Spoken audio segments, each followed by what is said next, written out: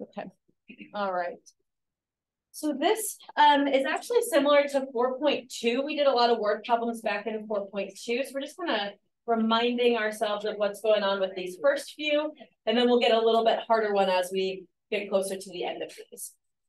Okay, so draw a picture, write an equation, and solve it. Round to the nearest 100th place. Okay. The first problem says an angle of elevation, or find the angle of elevation of a bird in the top of the tree from a point on the ground 100 feet from the base of the tree. The bird is 18 feet above the ground. Okay, I'm going to stop and I'm going to draw a picture right now. If you want to make it fun and detailed, go for it. I just like to make sure that I label my corners, my vertices, in a way that will help me know where things are and what's going on. So I see that the bird is in the top of the tree. So I'm going to put a B at the top vertex to represent the birds at the top of the tree. Then there's a point on the ground. So I'm going to put a P for point on the ground. And then the base where the right angle is, I'm going to put a T for tree. You can just label them A, B, C if that makes you happy, but this helps me kind of remember what's what and where everything is. Okay. It says that the point on the ground is 100 feet from the base of the tree. So I'm going to put 100 at the bottom. And then it says the bird is 18 feet above ground. So I'm going to put 18 feet over here. It says find the angle of elevation. Remember that angle of elevation is if I'm like looking straight ahead and then I start looking upwards. That's my angle of elevation. So I'm going to put a theta or an X or something in there to represent my angle. That's really all the information I need. I either need an angle in a side or two sides. Now we're going to use our SOHCAHTOA and we're going to solve this. So I've got an angle. What is 18? Is that O, A, or H? O. O. What about 100? It's the A. A, good. And we don't have the H. So if I remember my SOHCAHTOA, we're going to do tangent. We're going to do tangent a lot. Not every time, but we're going to do it a lot. So tangent of theta equals 18 over 100. You doing okay with this so far? Okay. All right, now when I solve it, do you remember how I solved this one to get theta all by itself? What am I going to plug in the calculator? Good, tan to the -1, second tan, inverse tan. Technically, and you don't have to necessarily show this step, but I'm doing inverse tan to get rid of the tan over here, which leaves me with theta. And so that means I need to do inverse tan of the other side. So I'm going to physically plug in second tangent 18 divided by 100. Do you know what mode I should be in for these? We're going to be in degrees. Yep. I'm going to make sure my mode is in degrees. That will just make a lot more sense on our angle. So I'll press second tangent 18 divided by 100, and I get 10.20, which is not much.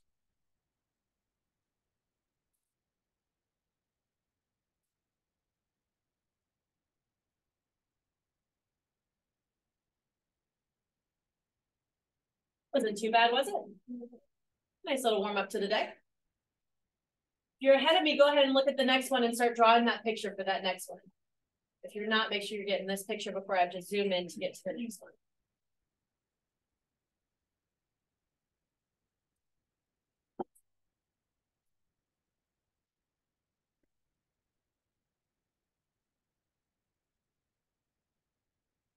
All right, so for letter B, it says find the difference from the worm on the ground to the bird in the top of the tree if the angle of depression to the worm is 24 degrees and the tree is 19 feet tall.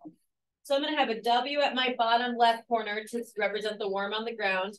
I'm going to put a B at the top for the bird in the tree. And then I'll put a T where my 90 degree is to remind myself I'm talking about a tree. This is actually one of those situations where I find it really helpful that I labeled it as such with the B and the W, because my question, what I'm looking for is the distance from the worm on the ground to the bird in the top of the tree. So which side is that I'm actually looking for? The hypotenuse. I'm looking for the distance from the worm to the bird, which is not really a distance we often find, but they ask us for hypotenuse. It says the tree is 19 feet tall, so that's my vertical distance. And then my angle of depression. That's the same as my angle of elevation. We kind of went over this already, but to remind you, basically it's like if I draw like a horizontal line from the bird at the top of the tree, and then that bird looks down from that horizontal line. So that's that theta right here. And based on parallel lines, that's the same as the theta at W. The biggest mistake I see is where we put the theta up here. Your angle of depression is not like the vertical and then the angle out this way. It's from the horizontal and then looking down. So make sure that your theta is in the right place because you'll do the wrong trig function if you're not careful. And that angle's fine. That's just not the angle I like care or know, because the angle I actually know is 24 degrees. I wrote theta. I'm so sorry. It should be 24.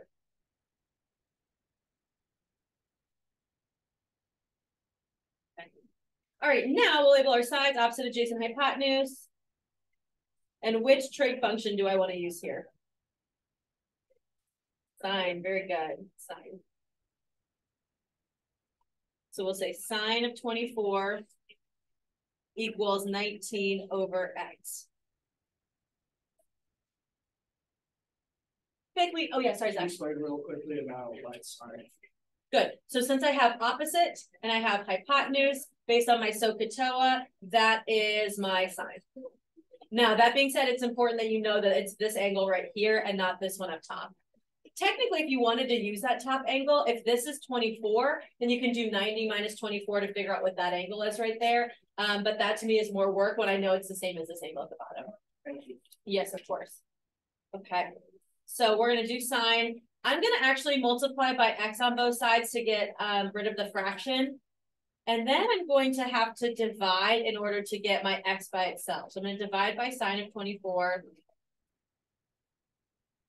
I'm going to get x equals, and now I'm going to plug 19 divided by sine of 24 into my calculator. 46.71 degrees. Nope, not degrees. Talking about distance, so distance is feet.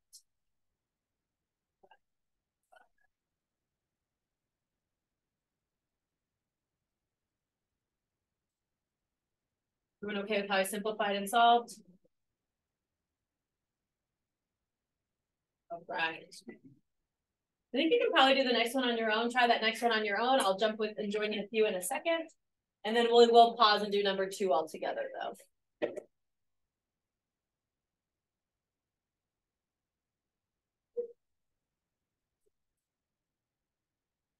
We'll silently work it out though over here. So if you want to watch that, you're welcome to.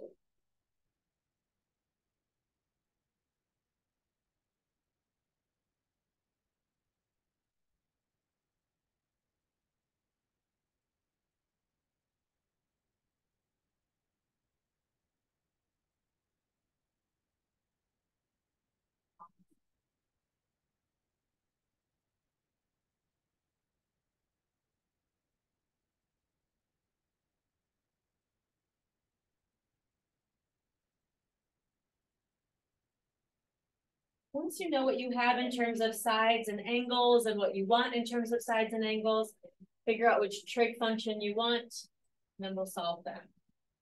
I've got my picture up on the board if anyone wants to check that.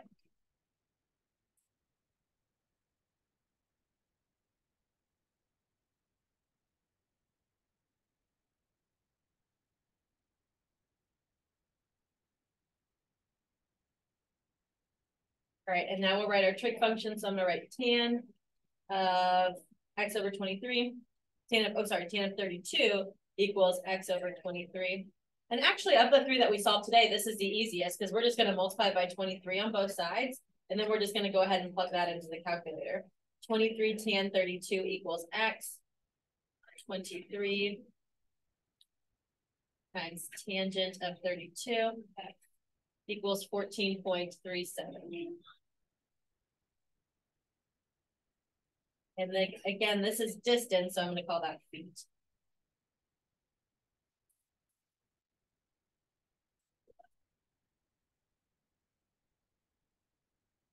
Okay, everyone doing okay so far? Okay, I've got one more that's pretty simple, but it's got a little tiny turn, so that's why I wanted to do it together. We are not going to do 3. I don't like doing those problems. I don't think they're as relevant. I think these ones that we're doing now are more relevant. So we'll do 2, and then we'll go to the next side. Okay, this one says, person places her surveyor's telescope on the top of a tripod 5 feet above the ground.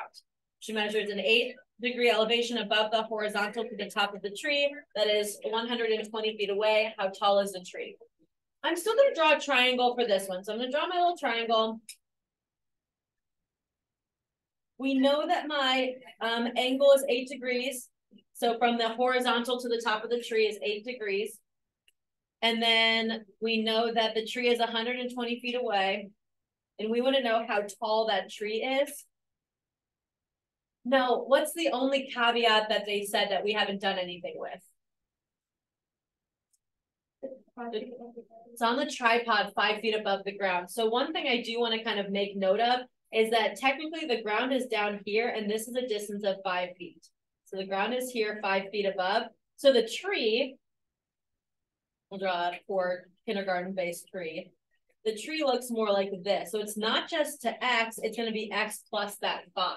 So when I think about my answer, I'm going to think about adding 5 to whatever my X is to actually figure out how tall the tree is. Are you guys okay with that? Yeah. Yeah. Something that's like not really that hard or crazy, but like we just haven't done that yet. So just we're 5 feet above the ground. So whatever you find for the X value for the tree, add 5 more feet to it. So we're just going to set it up and solve just like we have been doing. So I'll do my opposite. Oh, that's not opposite at all. Here's my opposite. There's my adjacent. That's my hypotenuse. I'm going to do tangent again. Tangent of 8 equals X over 120. And again, just like the last one, this is a pretty easy one to solve. Just multiply that 120 from both sides and go.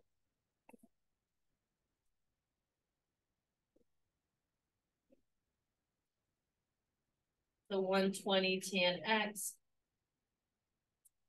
or tan 8, excuse me, means that X is equal to 16.86. And the only thing I got to remember is that I'm going to add 5 to that. So plus 5. Bless you.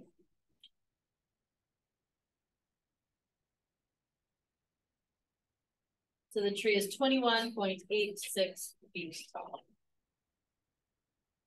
There's a question. Yeah. All right, how are we doing? Okay, you guys are doing awesome. We're going to go to the back side. This is actually the last side of notes, and we're going to skip all the way to do number 7 together. We're going to do number 7 together, and if we have time, we'll do number 4. 5 and 6 are pretty easy. 4 and 7 are the harder ones, so I wanted to do at least one of the harder ones in person with you instead of making you do as a like on a video. Okay. Bless you. I'm going to get rid of the calculator for 1 second just so I can make sure I draw this picture. It says, from the top of a 100-foot tall building, a man observes a car moving towards the building.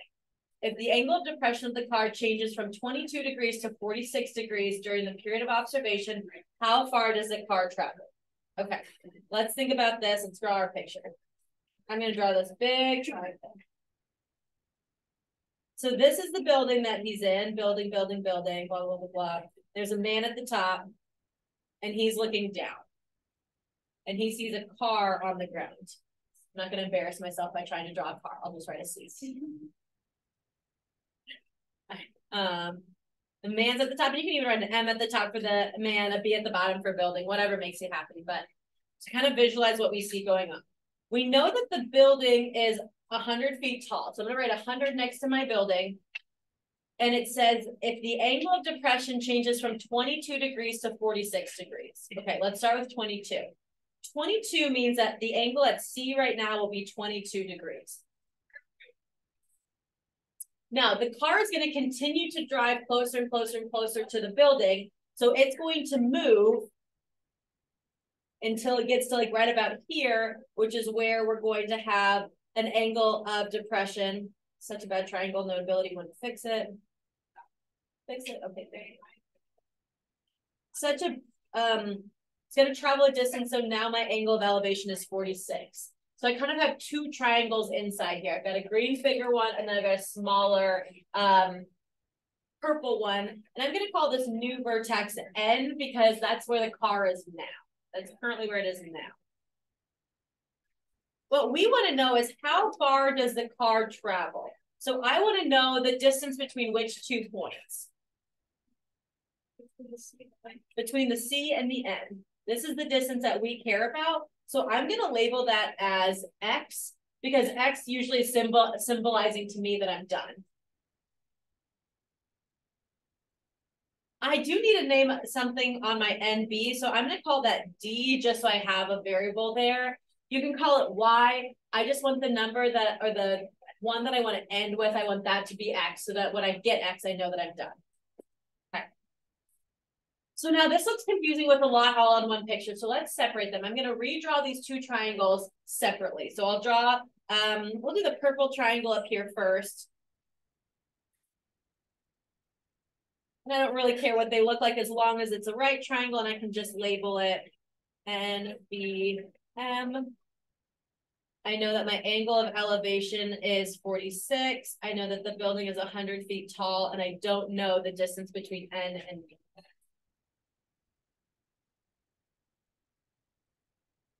Are we okay with that so far? Okay.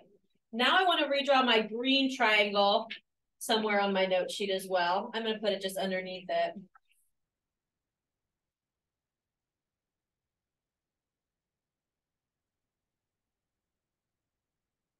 MBC this time, and it's an angle of elevation of 22. What should I label that bottom from C to B?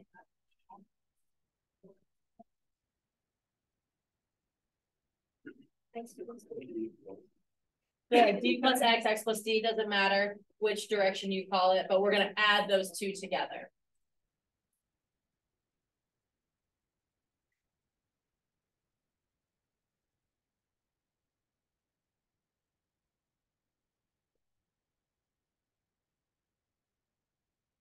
All right, now what we're going to do is look at each triangle separately, write its own tangent or whatever equation, and then go from there. This one's a little bit easier than the next one that we're going to do because we're actually going to be able to solve for one variable pretty simply. Which one do you think I should do first, the purple or the green triangle? Purple, right? Purple only has one variable, so like let's look at that one and see if we can make that look easy. So I've got my opposite, I've got adjacent, I've got hypotenuse. When I do my trig, I'm going to do tan of 48 or 46 equals 100 over D.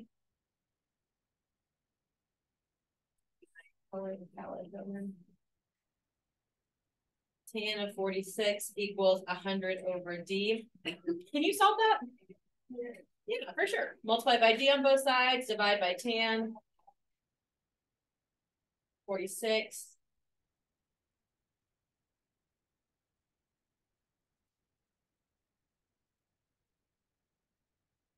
I'm going to plug 100 divided by tan 46 into my calculator.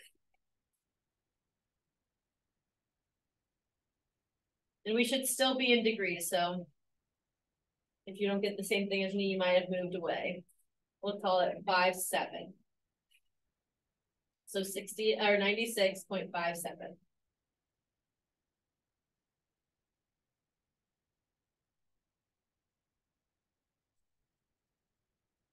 Okay, that wasn't too bad, was it? We're not done though, because we want to find X.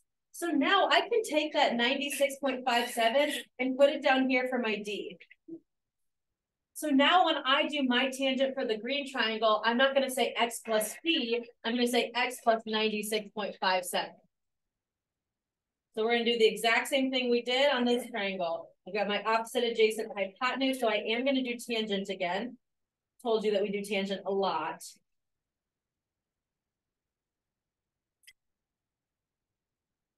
So we're going to say tangent of 22 equals 100 over X plus 96.57.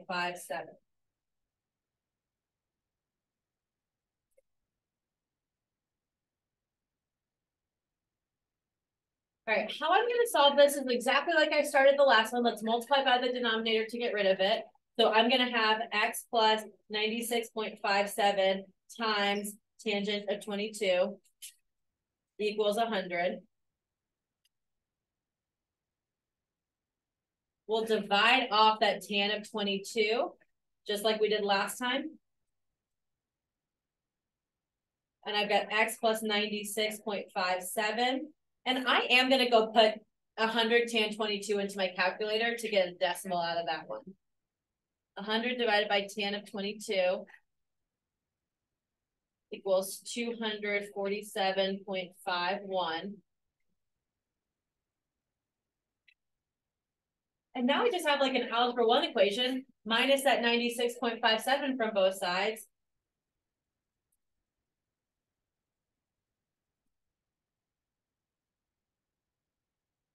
And I get 150.94 feet.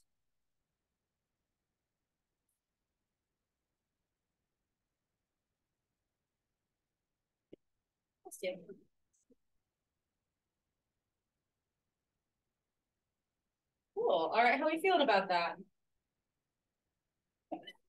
You doing okay? All right, let's start the next one. I don't know if we'll finish it, but starting it at least will hopefully be better now than later. Okay, it's a really similar idea. So I'm going to draw almost the same picture. It says a large helium-filled penguin is moored at the beginning of a parade route awaiting the start of the parade. So it's just kind of tied to the ground. 2 cables attached to the underside of the penguin make angles of 48 and 40 degrees with the ground and are in the same plane as a perpendicular line from the penguin to the ground. There's a lot of words on that, but basically it looks something like this. I've got my penguins up here on the top. I'm perpendicular to the ground. And I've got one cable, we'll call it C for the first cable, is over here at 40 degrees.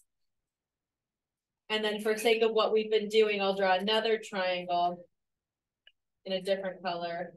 That's the same thing, penguin to ground, but this one is going to be 48 degrees. We'll call this second point B for cable.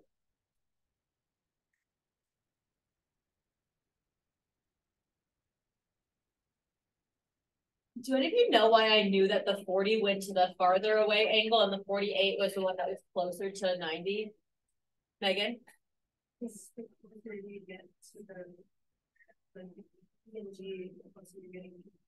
Yeah. Yeah. Yeah. Basically, the farther you are away from something, the smaller the angle is. And as you get closer, it feels like that object gets bigger and bigger. It's because your angle gets bigger and bigger. So if you're ever in this situation, the smallest angle goes the farther away from the 90. The closer angle should be the bigger angle that's closer to 90. Okay. Now the difference on this one is it told us that we know that the distance between the cables is 10 feet. So I'm going to put 10 in between C and B. I want to know how high above the ground the penguin is. So I'm going to put X over here for PG. And I will need a variable for BG again, so I'm going to use D again. You could use Y, you could use whatever variable you want. I just like having X be my last variable. All right, just like the last one, let's redraw our triangles and think about what our trig functions, what our tangents are going to be. So I'm going to redraw the purple one up here. 48.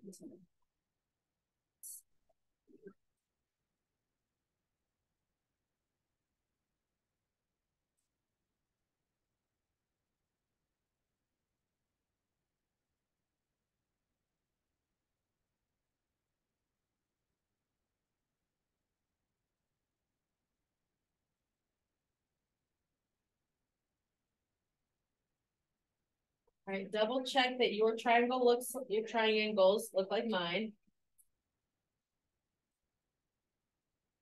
Is everyone okay with my CG on the green triangle being D plus 10 or 10 plus D? Okay.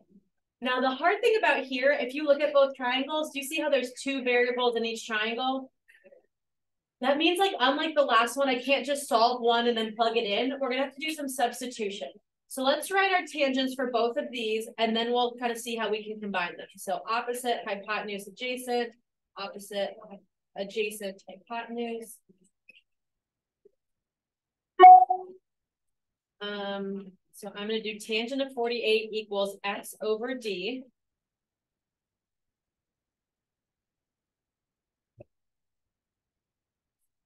And I'm going to do tan of 40 equals x over 10 plus d.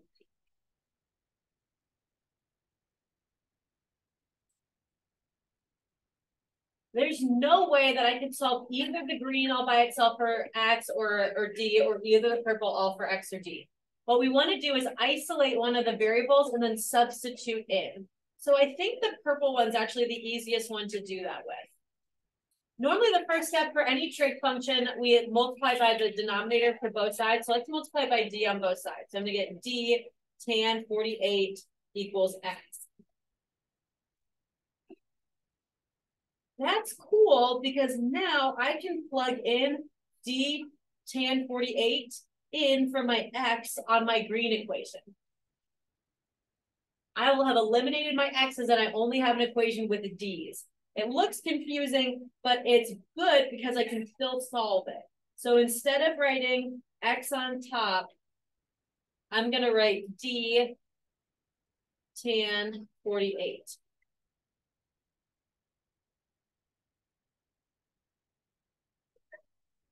Okay.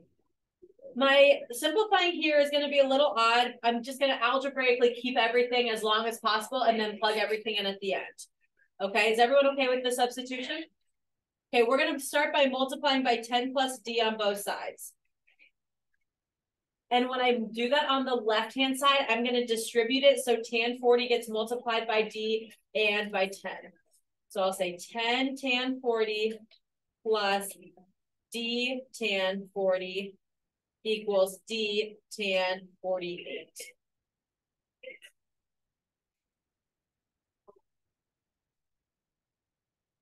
Okay. You good with that? Let's move the d's to the other side. So d tan 40, I'm going to minus from both sides. So I get 10 tan 40 equals d tan 48 minus d tan 40. Can I combine d tan 48 and d tan 40?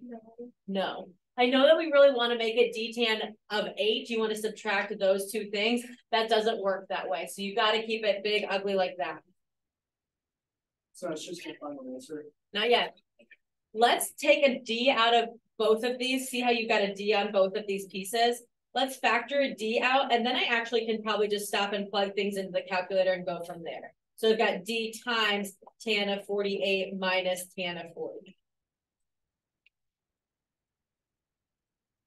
We know the bell's about to ring, so I'll just kind of explain what I'm going to do, and I'll do it really quick, but I know we're about to go to the assembly. I'm going to plug both of these into the calculator to find the decimal version, and then I will just divide to get the d all by itself. So I'm technically dividing by whatever this tan 48 minus tan 40 is from both sides. Okay? And I'll get a decimal from there. Say what? Leave your stuff in here. So I'll do that tomorrow. I'll kind of run through this problem and finish this tomorrow on the video. We're so close to the end and you guys did an awesome job. And I'm glad we got the 2 hard ones done together in class, okay?